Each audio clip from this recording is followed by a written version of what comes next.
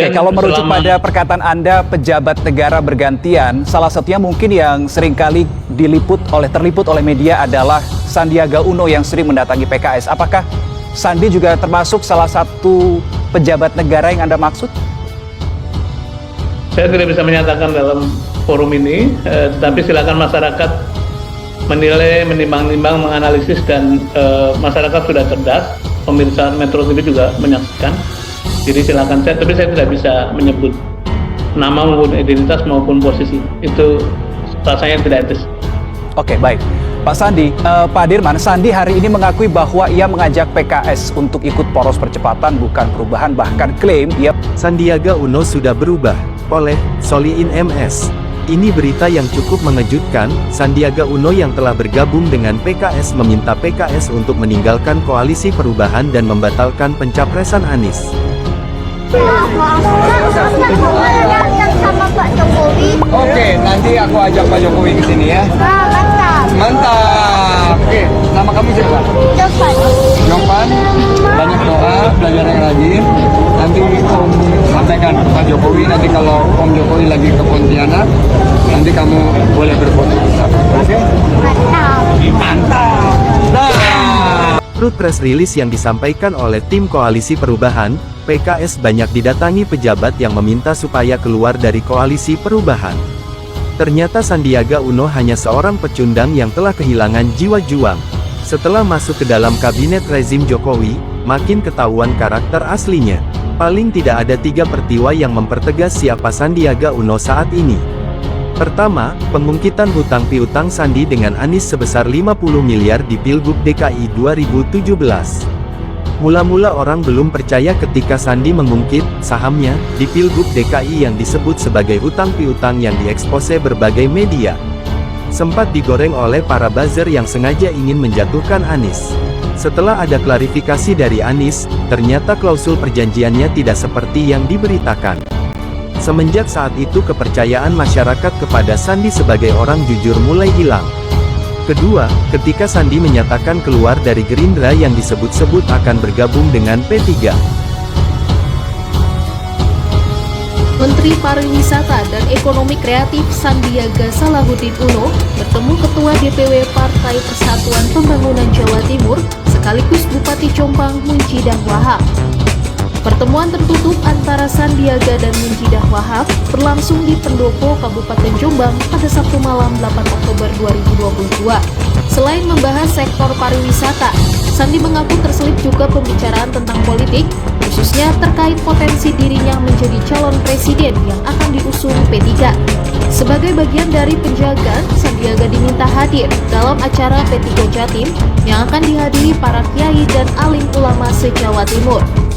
Dalam pertemuan kader P3 se-Jawa Timur tersebut, Sandiaga diminta menyampaikan ide dan gagasannya terkait pengembangan pariwisata dan ekonomi kreatif. Terkait undangan itu, Sandiaga menyebut adanya kesesuaian antara tugasnya sebagai menteri yang bertanggung jawab terhadap pengembangan pariwisata dan ekonomi kreatif di Indonesia. Mas Sandi kan juga pernah masih ingin berjuang kembali dengan PKS. Nah ini gimana tanggapannya? Nggak masalah, jadi ya kan PKS juga lebaran sebelum lebaran 1 hari kalau nggak salah ya 2 hari kan juga silaturahmi ke P3 ya. Jadi kan P3 ini saudara tua dari PKS atau partai-partai yang lain ya. Partai Golkar itu saudara muda, PDIP saudara muda ya, apalagi PKS ya. P3 kan sudah 50 tahun jadi menjadi saudara yang tertua gitu ya. Ya jadi insya Allah menjadi referensi lah gitu. Ya, jadi apapun ada anak muda, tapi kan yang orang tua kan harus diutamakan dulu, gitu ya.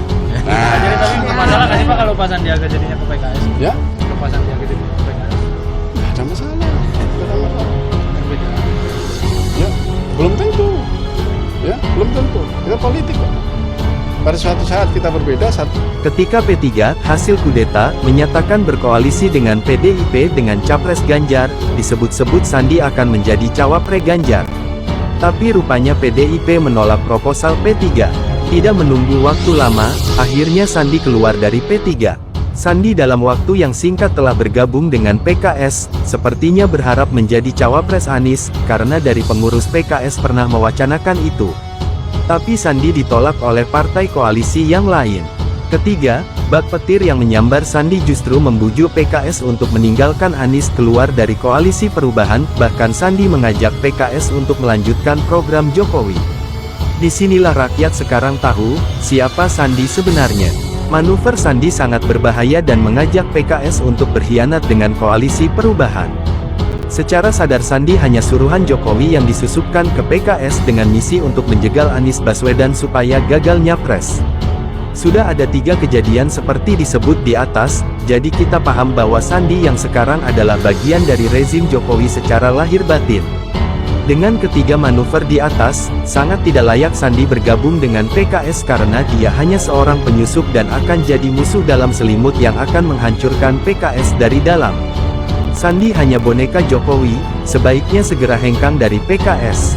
Ketika menyebut bahwa Mas Sandi merayu PKS untuk keluar dari koalisi perubahan. Enggak sama sekali. Saya bilang kalau koalisi perubahan sudah sepakat dengan capres, cawapres, dan semua pembagiannya ke depan, dengan juga kekuatan daripada dukungan, saya ikhlas. Menurut saya itu yang terbaik. Buat bangsa ini silahkan. Tapi kalau beliau dari teman-teman PKS ini bisa mempertimbangkan apa yang saya tawarkan, karena saya didukung data, dan data ini menunjukkan bahwa mayoritas rakyat Indonesia menginginkan keberlanjutan. Tapi bagaimana caranya PKS bisa ikut bagian daripada poros percepatan ini? Nah, ini tentunya kan kita bicara bagaimana membangun. Sebelumnya, anggota tim 8 Koalisi Perubahan untuk Persatuan Sudirman Said mengungkap ada operasi untuk menjegal pencapresan Anies Baswedan di Pilpres 2024. Salah satunya adalah manuver yang dilakukan pejabat pemerintah untuk merayu PKS agar keluar dari Koalisi Perubahan.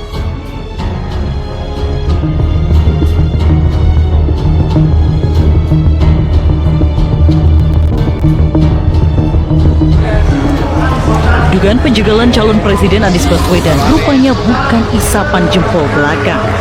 Anggota tim 8 Koalisi Perubahan untuk Persatuan, Sudirman Said mengungkap ada pejabat pemerintah yang diutus untuk mengeluarkan Partai Keadilan Sejahtera PKS dari Koalisi Perubahan untuk Persatuan. Sejak awal sampai hari ini, bergantian para pejabat negara, ada yang pimpinan partai dan bukan, mendatangi PKS dengan misi, ada yang implisit, ada yang eksplisit. Misinya itu supaya PKS keluar dari koalisi itu dan majunya Pak Anies digagalkan. PKS tak memungkiri jika ada tarik-menarik untuk keluar koalisi. Namun PKS mengungkap tetap solid dengan Koalisi Perubahan. Jika kita melihat dalam 2 bulan terakhir, ada figur anak buah Presiden Joko Widodo yakni Sandiaga Uno yang dekat dengan PKS. Sandi turut hadir dalam beberapa acara dengan PKS, bahkan merasa sudah memiliki kedekatan dengan PKS sejak lama. Namun, belakangan kedekatan itu jarang terlihat lagi. Sandi kini kembali dekat dengan P3. Bukan hanya upaya menarik keluar PKS, namun akhir-akhir ini juga muncul upaya untuk menarik Demokrat dari koalisi. Tetapi, Ketua Umum Demokrat Agus Harimurti Yudhoyono AHY menegaskan Demokrat tetap solid dengan Koalisi Perubahan. Kita terus membangun chemistry sekaligus juga kebersamaan, bukan hanya untuk visi misi yang lebih baik ke depan, tetapi juga strategi pemenangan yang efektif. Itulah mengapa dari waktu ke waktu saya secara pribadi juga semakin intensif berkomunikasi dengan Mas Anies Rashid Baswedan. Koalisi pengusung Anies Baswedan sampai saat ini masih fokus menyiapkan cawapres pendamping Anies. Kemungkinan cawapres Anies akan diumumkan dalam waktu dekat, yakni pertengahan Juli mendatang.